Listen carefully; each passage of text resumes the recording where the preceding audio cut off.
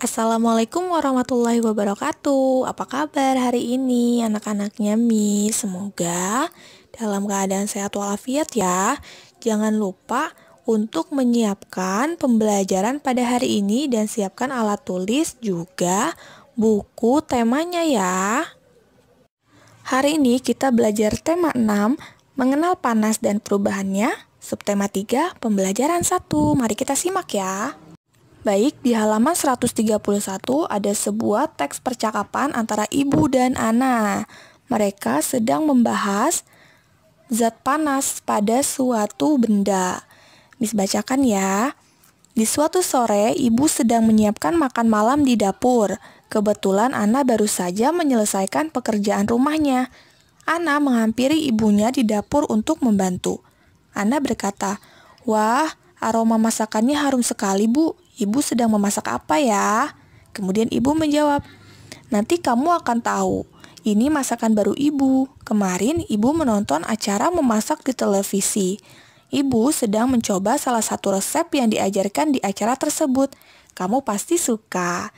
Kemudian Ana menjawab lagi, "Wah, aku jadi penasaran. Hebat juga ibu bisa belajar memasak dari televisi.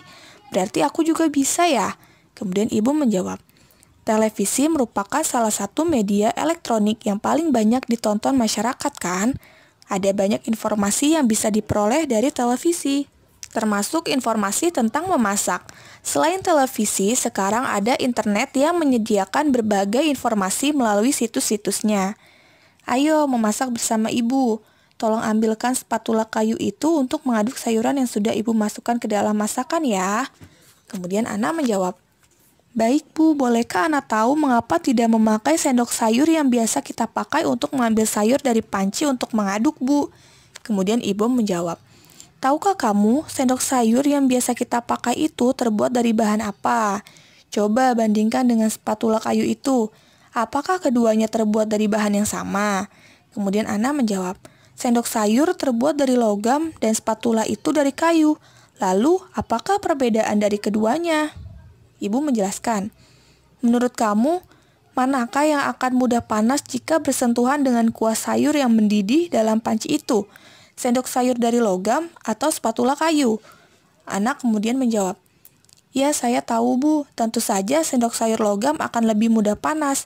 Aku tahu mengapa dapat terjadi demikian. Saat sendok logam mengenai kuah panas, panas dari kuah itu akan dialirkan melalui sendok logam sehingga ia ikut panas. Itu perpindahan panas dengan cara konduksi kan?" Ibu menjawab, "Wah, kamu mengamati dengan baik, Ana. Jadi, mana yang akan kamu pakai untuk mengaduk sayur itu? Spatula kayu atau sendok sayur logam?"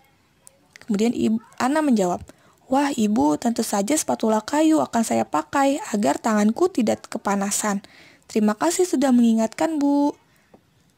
Kemudian ibu menjawab, "Sama-sama, Ana." Jadi, pelajaran yang dapat dipetik adalah di sini, Ana dapat memahami fungsi dari suatu benda. Yang ia pakai ini merupakan sendok kayu, sedangkan sendok logam itu merupakan sebuah perpindahan panas dengan cara konduksi. Seperti itu ya. Untuk halaman 133 di sini ada suatu bacaan. Judulnya Bahan Konduktor dan Isolator. Nanti bisa kalian baca kembali untuk lebih memahami ya. Di sini Miss menjelaskan sedikit. Di sekitar kalian terdapat banyak benda dengan berbagai macam bahan. Pemilihan bahan didasarkan pada sifat yang dimiliki bahan tersebut. Misalnya, benda yang dapat menghantarkan panas dan benda yang tidak dapat menghantarkan panas. Ada benda yang mempunyai kemampuan menghantarkan panas dengan baik, ada juga benda yang tidak dapat menghantarkan panas. Bahan yang dapat menghantarkan panas dengan baik disebut dengan konduktor. Bahan yang tidak dapat menghantarkan panas disebut dengan isolator. Adapun bahan yang sedikit dapat menghantarkan panas yang disebut dengan bahan semikonduktor. Bahan-bahan konduktor sering digunakan dalam kehidupan sehari-hari. Biasanya bahan ini terbuat dari bahan logam, panci, wajan, penggorengan, dan beberapa peralatan masak di dapur terbuat dari logam. Sedangkan benda-benda yang terbuat dari bahan yang bersifat isolator itu seperti kayu, kain, dan plastik. Oke, bisa dipahami kan? Nanti kalian baca kembali ya. Di sini juga ada contoh-contohnya nih. Bisa kalian simak. Baik, untuk tugas ada di halaman 134, nomor 1 dan 2. Di sini ada isian. Kalian harus menentukan kata kunci berdasarkan teks bacaan. Di sini ada bahan dan konduktor. Bahan artinya apa? Nah, kalian membuat contoh kalimat dari bahan. Kemudian ada konduktor, artinya apa? Dijelaskan. Kemudian kalian membuat contoh kalimat dari konduktor. Itu saja yang disampaikan, kurang lebihnya mohon maaf. Wassalamualaikum warahmatullahi wabarakatuh.